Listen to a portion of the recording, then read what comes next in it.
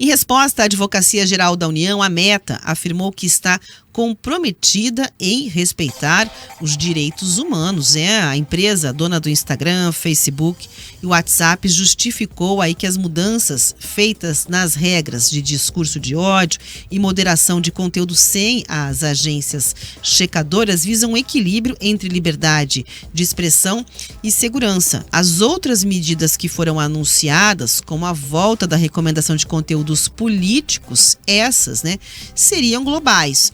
Mas sobre a substituição do atual programa de verificação de fatos, aquelas agências que vão ali encontrando determinadas palavrinhas para indicar se uma publicação tem que ter um alerta ou não, a empresa afirmou o seguinte: no Brasil nada feito, ou pelo menos por enquanto não. Essas regras que deram que falar no campo político, elas têm efeito só nos Estados Unidos. O que se imagina é que seria primeiro um teste, basicamente naquele mercado, para depois você ter uma política global expandindo aí para outros países. Então, muita gente recebeu a informação, especialmente aqueles que comemoraram de forma efusiva o campo da direita, que agora sim não vamos mais ser cerceados, teremos a liberdade de expressão. Opa, parece que veio um balde de água fria com a declaração de que até agora essa política e essa mudança ela vai ficar só valendo para os Estados Unidos. Do outro lado, tem a Advocacia Geral da União, que já estava aí cobrando explicações da Meta em relação a essas diretrizes. Será que teriam violações dos direitos humanos no Brasil? Será que essas mudanças estariam respeitando lá o regramento que é feito dentro do país?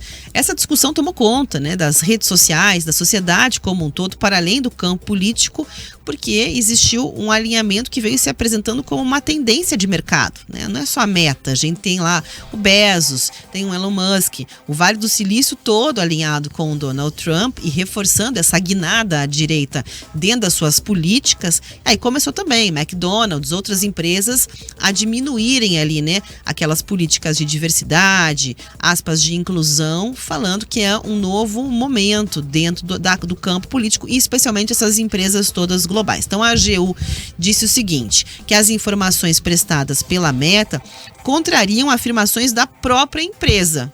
E aí considerou tudo isso basicamente insuficiente e anunciou uma audiência pública agendada para a próxima quinta-feira. Para que essa audiência pública? O foco discutir aí os impactos da nova política da Meta e as ações necessárias para garantir que a legislação nacional seja respeitada. Em resposta à fala da Meta, o senador paranaense Sérgio Moro, do União Brasil, escreveu em uma rede social que o governo tem usado pretextos para controlar as redes. Abre aspas. O governo Lula está preocupado com o fim da censura, as críticas e aos memes no Facebook e no Instagram. A aludida preocupação com grupos vulneráveis é um mero pretexto e, segundo Sérgio Moro, a AGU não engana ninguém. Foi assim que ele terminou a publicação que ele fez no X, fecha aspas.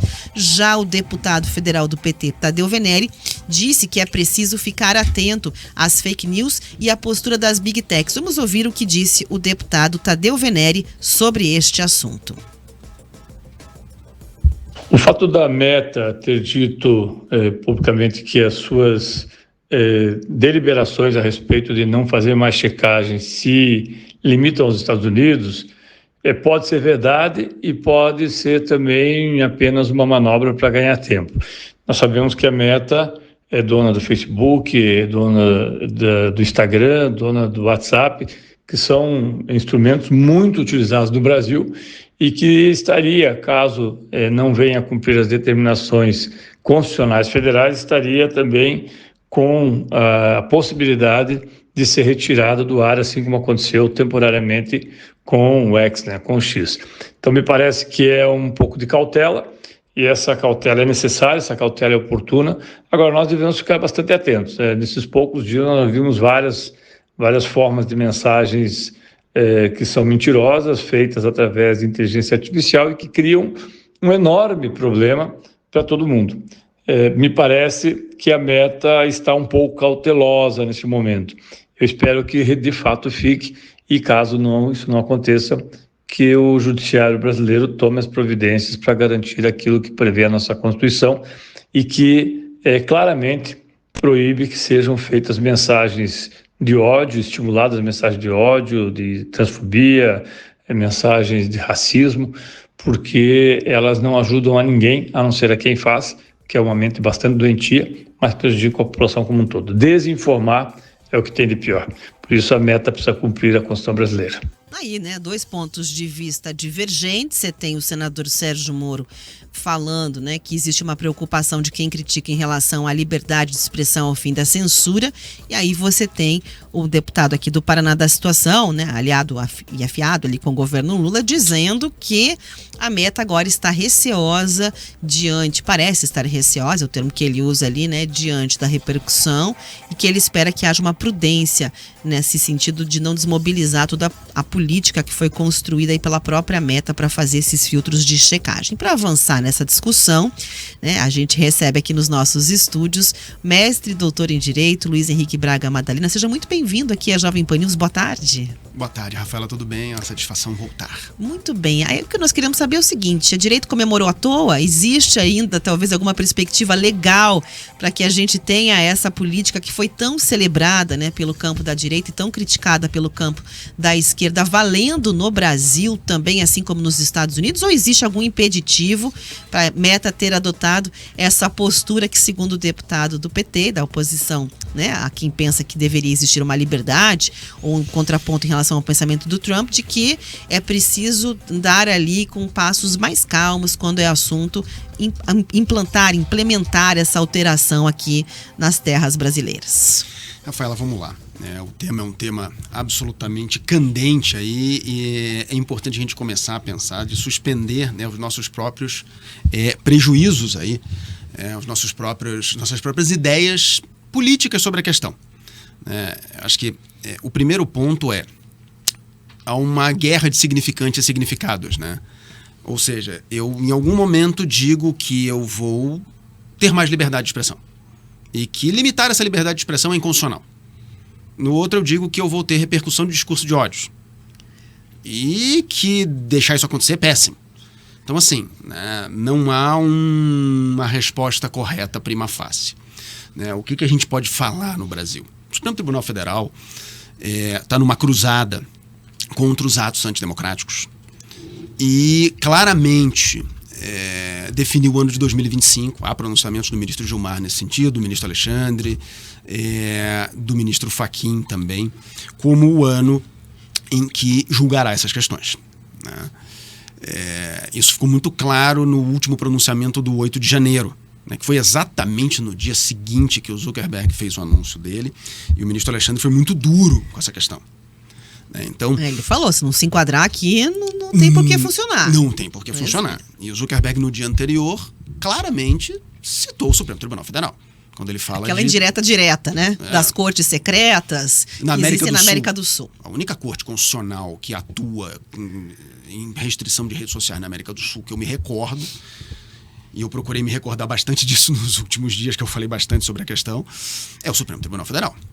Então, né, colocou o Supremo Tribunal Federal no mesmo pacote da China e no mesmo pacote das normatizações europeias, que ele disse que são privilegiadoras de censura. Então, o Supremo Tribunal Federal respondeu.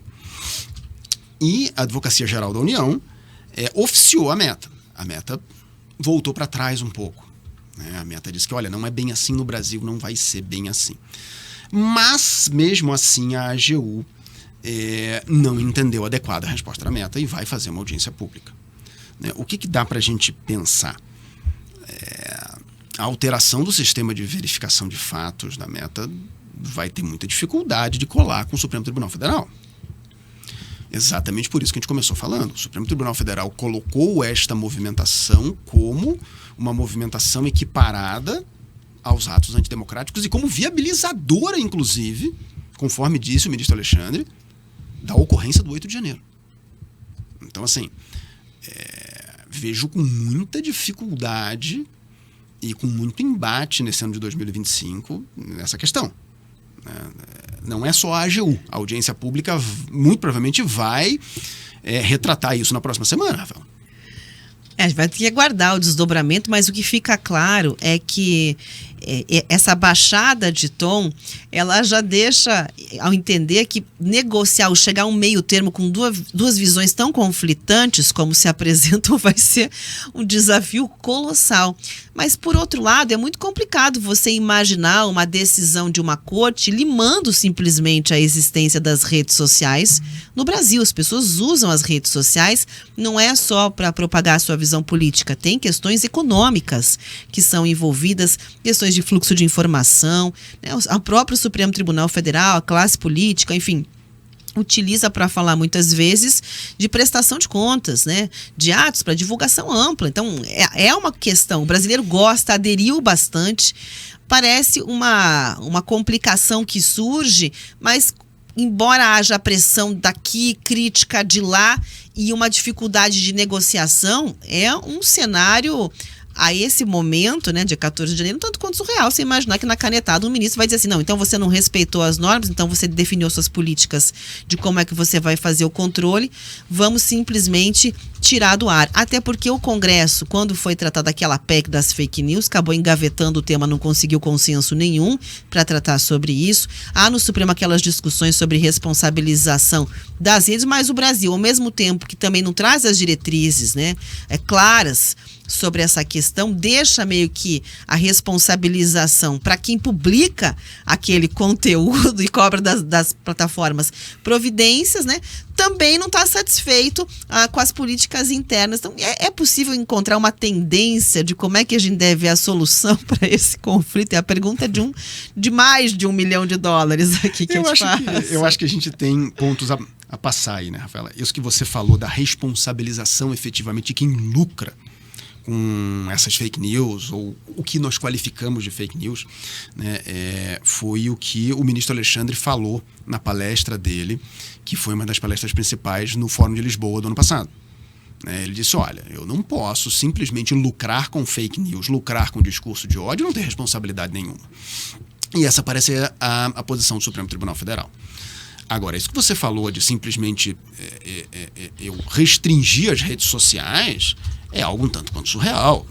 Parece que você tem toda a razão. Claro, isso foi feito no Brasil com o X num momento de uma queda de braço muito dura, em que o Supremo precisava mostrar força. Ele conseguiu, porque não tinha indicação do representante legal, né, do X no Brasil. E a multa foi paga. A multa foi paga, exatamente. Foi indicado o representante legal. Então, no fim das contas, discutiram, né, e a suspensão acabou voltando. Mas quando a gente pensa em Facebook, Instagram e WhatsApp, principalmente, parece que o peso da conversa é outro. O peso da conversa é outro, sem dúvida nenhuma, você tem razão. Às vezes, a gente esquece que o Supremo Tribunal Federal é uma corte constitucional. E no Brasil, a gente... ele é também uma corte constitucional, né? O Supremo Tribunal Federal é tudo no Brasil. Ele tem todo tipo de competência no Brasil. E essa é a grande característica de ser sui generis do Supremo, em frente aos outros tribunais pretensamente análogos no mundo. E o Supremo tem várias formas de decidir. E, claro, na condição de corte constitucional, como se vê no mundo inteiro, a decisão não é só técnica. A decisão também é política. Por mais que a gente não goste. E, nesse caso, é uma decisão com um viés político muito sério.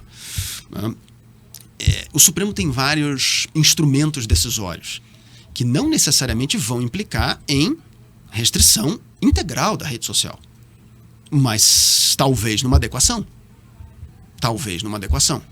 O Supremo tem vários instrumentos, várias formas de decidir nesse sentido, mas é óbvio que a gente vai ter muitas discussões em volta disso. E, claro, talvez a mão pese um pouco, exatamente por conta dessa equiparação que a gente falou. De eu colocar as redes sociais e esse tipo de liberdade, entre aspas, né, como viabilizadora de atos antidemocráticos. E esse é um grande problema. Mas vejo com muita dificuldade, como você também, uma suspensão completa da meta no Brasil. Parece que a pergunta que fica quicando no ar é quem é que tem a legitimidade de definir o que pode ou não pode ser postado e de que forma isso vai ser responsabilizado. Então, você vê uma troca de chumbos ali, né, nesse sentido político, principalmente, mas essa resposta não vem de quem é que tem exatamente ali o papel de ser esse regulador, né? A Meta acabou criando essas práticas, acho que é até importante a gente colocar colocar aqui na conversa, logo depois ela ter levado chumbo grosso com aquelas acusações de ter influenciado nas eleições norte-americanas por ter uma política super frágil com os dados, né, que eram conservados ali na plataforma, com uma parceria para pesquisa de universidades. Aí se criou aquela empresa que ficou bastante conhecida por lá e que estampou vários jornais mundo afora com a história dos escândalos, negociando ali, né, supostamente, pelo que foi dito e apurado dentro do Congresso, né, e em outras instâncias nos Estados Unidos, essa influência nas eleições. Então, como havia essa cessão de dados para uso acadêmico, isso acabou ficando restrito. Aí foram tentar reduzir, né, o alcance de publicações maliciosas, reduzir o conteúdo político, o que não deixa de ser curioso, porque ao mesmo tempo que a entrega do conteúdo político nas plataformas, elas acabaram tendo esta redução, existem estudos que mostram que as pessoas gostam de postar sobre política. Então você diminui a entrega daquilo que as pessoas estão querendo falar. Então é uma série de nuances que vão se apresentando dentro disso tudo. E aí, naturalmente, é uma decisão também econômica, né? Olhou ali os principais rivais, ou adversários ou concorrentes tendo um alinhamento muito forte com o Donald Trump e entendeu que o momento para os Estados Unidos, né, seria completamente diferente, tendo possíveis consequências, sim, para a empresa dele. Estou me falando aqui do Zuckerberg. E aí fez aquele vídeo, né, com um tom de tintas carregadas, bastante forte mesmo, que teve ali muitas críticas de um lado, mas alívio e aplausos de outro lado. Teve aí nas redes sociais uma ala política muito forte, comemorando essa guinada, esse realinhamento da empresa, mesmo que exista o fundo econômico, porque ele ainda tomou outras medidas, né? Doou dinheiro pela primeira vez para a cerimônia de posse de um presidente norte-americano, o Trump, né? Colocou lá um conservador republicano na diretoria de relações públicas da empresa. Antes o cargo era ocupado por um inglês, por um britânico, se eu não me engano, e aí ele acabou dando essa mudada e teve uma aproximação muito grande, né, com aquele organizador de campeonatos, não sei se é assim que chama, mas de luta, do MMA, o Dana White, que é assim, super apoiador do Donald Trump, e aí tiveram também, então há toda uma questão de postura. E aí você olha para esse cenário e quando vem ao Brasil o discurso é abrandado, assim, não é bem assim, essa política é só lá, aqui não chega, não deixa de trazer ali dúvidas, né, para uma série de questões em relação a qual será o futuro do funcionamento. E legalmente no Brasil, da minha impressão, talvez você possa até me corrigir aqui, há essa sensação de vácuo exatamente, né, sobre a diretriz que o país deveria ter, né? A Europa tem, foi criticada, bateram de frente, agora vamos ver como é que vão se entender por lá, mas existe um regramento em relação a isso, que o Brasil não tem. Tem essa troca de farpas, essas ações de cobrança pontuais, né? Então, a gente fica se perguntando exatamente qual é que deve ser a realidade. Será que a gente vai encontrar, de fato, mais publicações políticas? À medida que será encontrada, ela terá na conta uma moderação para que as pessoas não deixem de consumir aquilo que elas queiram, mas também não caiam ali numa indução de desinformação, né, que resulta em lucro e interferências no campo político, de outras formas. Parece uma questão extremamente complexa. Certamente é, né, Rafaela? Assim, eu acho que tem 2 pontos para a gente passar, né? Você falou desse vácuo normativo. Certamente tem um vácuo normativo. Mas o Supremo puxou essa questão para si exatamente pela equiparação com os atos antidemocráticos. Então, me parece que ele vai tratar da questão. O segundo ponto é exatamente essa questão do lucro. Como é que funcionam as redes sociais? Elas são plataformas de venda de informação, né? O ex-ministro da Economia grego, Yanis Varoufakis, tem um trabalho muito legal sobre isso, que ele fala de tecnofeudalismo, né? Ele diz que a gente não vive mais no capitalismo do jeito que era. A gente vive num tecnofeudalismo onde o senhor agora é o senhor da plataforma e ele vende as suas informações ou vende para você produtos do jeito que ele bem quer. Claro, fazendo a história longa, curta, é isso. O que o Zuckerberg, a grosso modo, quer? Vender? Evidentemente que ele quer vender. O que vende, né? Como colocam vários professores, inclusive o ministro Alexandre fala isso. Coisas fofas, que nem diz o ministro Alexandre, e coisas polêmicas. Política polêmica. Óbvio que vai vender. Quanto mais cliques tiver, melhor. O que ele quer? Mais cliques. Abre tudo, é muito melhor, evidentemente. Agora, se ele vai sofrer uma restrição decisiva no Brasil, é melhor vender menos do que não vender nada, né? Então, certamente... Esse recuo tem um porquê. Né? Quando pega no bolso, realmente gera um problema. Agora, quando é que a gente vai reconhecer, e me parece que a gente vai reconhecer isso no Brasil, que a gente vive num sistema de venda de informações e venda de engajamento. Talvez a gente não tenha entendido isso ainda. Me parece que a AGU, com essa manifestação, o Supremo Tribunal Federal tem entendido essa questão. Ou seja, se eu quero parar esse tipo de trânsito de informações, eu tenho que apertar. Por quê? Pega no bolso da plataforma. E a plataforma é um negócio, como todo outro. O X deixou claro, né, com o posicionamento a partir das exigências do Supremo, de que é isso, quando fala no bolso, questão do negócio, ela se sobrepõe ali, né, a controvérsias que venham de visões diferentes de mundo. Quero dizer que nós estamos conversando aqui com Luiz Henrique Braga Madalena, que é mestre e doutor em Direito. Nos minutos finais aqui da primeira hora do programa, eu tenho que perguntar o seguinte: essa audiência pública, o que a gente pode esperar de uma audiência pública como norte para a resolução de tudo isso que a gente veio conversando até agora sobre o posicionamento da Meta? Rafaela, eu acho que a gente vai ter uma audiência pública animadíssima, né? Semana que vem, eu inclusive vou estar em Brasília e eu pretendo acompanhar grande parte da audiência aí, né? Eu imagino que vai ser uma audiência pública com um tom, em certa medida, de frear, né, essa liberdade que a Meta pretende implementar. Mas a audiência pública é normalmente uma caixinha de surpresas, né? Então a gente não sabe exatamente para onde vai. Mas a tendência é que a gente tenha aí um movimento de criticar essa liberação da Meta, que, né, em grande medida foi criticada aí na Europa, em grande medida foi criticada nos Estados Unidos também, claro, não pelo Partido Republicano, não pelo que se chama de direita hoje no mundo. Mas vai ser uma audiência pública, vamos dizer assim, tanto quanto explosiva. Vai ser animada semana que vem em Brasília. A gente vai acompanhar os desdobramentos, naturalmente, porque é um assunto que divide muito a sociedade e que vem trazendo muitas dúvidas, né? É isso, as pessoas comemoraram achando que no dia seguinte ao aquele anúncio, aquele vídeo do Zuckerberg, já conseguiriam postar conteúdos que entendem, né, essa parcela da direita, que existia uma espécie de censura, até porque ele mesmo usou esse termo para o mecanismo que ele mesmo criou para fazer o filtro. Depois ele foi falar exatamente na questão da censura. Então a gente vai acompanhar para entender os desdobramentos e o que vai acontecer com as nossas redes sociais, né? Que tipo de conteúdo você vai conseguir publicar, quem é que vai ser responsabilizado se publicar aquilo que não deve, né? E como é que vai ser essa entrega também que é feita pelas redes. Quero agradecer imensamente Luiz Henrique Braga Madalena, que é mestre e doutor em Direito, que está aqui comigo no estúdio e que conversou sobre este assunto. Muito obrigada, Luiz. E agradeço eu, Rafaela. Um grande abraço.